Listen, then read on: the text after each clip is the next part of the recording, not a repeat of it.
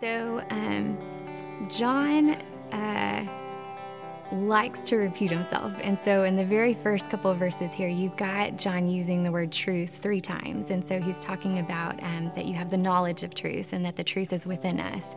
And so it automatically took me back to John's gospel, to where he talks about the word becoming flesh. And I think it's in 14 where he says that the word became flesh. He was the Son of God, full of grace and truth. And so you automatically kind of get this back picture of going back to John walking with Jesus and Jesus' own words. And Jesus even himself says that I have loved you so that you would love one another, and that everyone around will know that you're mine because of your love. And so John is almost kind of coupling Jesus as this coin with the 2 sides, with love and truth. And so when you try to think of how do you love somebody with truth, they have to go together. And I think it's very easy to think in our culture and just the way that we want love to be for us, that we want it to make us feel good and what we want and our opinion and all of those things.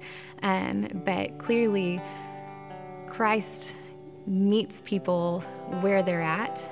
He offers grace and forgiveness, which completely goes against the things that I want to do with me.